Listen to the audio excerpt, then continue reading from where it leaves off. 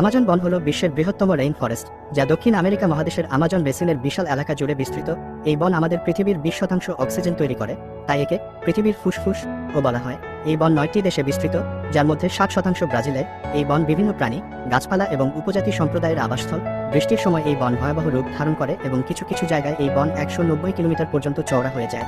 এই বন বিশ্বের জীববৈচিত্র্যের ভাণ্ডার, তবে এটি অবক্ষয়, খনি এবং আগুনের চ্যালেঞ্জের মুখোমুখি। জিওগ্লিফ এগুলি বিশাল জ্যামিতিক আর্টওয়ার্ক যা বর্গক্ষেত্র এবং বৃত্ত গঠন করে, যা একটি শহরের ব্লক পর্যন্ত প্রসারিত হয়। এগুলি 2000 বছর পুরানো বলে মনে করা হয় এবং প্রাচীন মানুষের দ্বারা তৈরি, যারা টেকসই অনুশীলন ব্যবহার করে বন পরিচালনা করেছিলেন। পার্সি ফাউসেট, তিনি ছিলেন একজন ব্রিটিশ অভিযাত্রী যিনি 1925 সালে আমাজনের একটি পৌরাণিক সভ্যতার জেলে হারিয়ে যাওয়া শহর খুঁজে বের করার একটি অভিযানের সময় নিখোঁজ হয়েছিলেন। তার ভাগ্য অজানা রয়ে গেছে এবং অনেক লোক তাকে বা তার চিহ্ন খুঁজে বের করার চেষ্টা করেছে। রাফলেশিয়া, এটি এমন একটি উদ্ভিদ যার কোন শিকড় বা পাতা নেই এবং এটি বিশ্বের বৃহত্তম এবং গন্ধযুক্ত ফুল উৎপন্ন করে। এটি ব্যাস 3 ফুট পর্যন্ত বাড়তে পারে এবং 22 পাউন্ড পর্যন্ত ওজন হতে পারে। এটি পোড়াগায়নের জন্য মাছিদের আকৃষ্ট করতে পচা মাংসের দুর্গন্ধ নির্গত করে।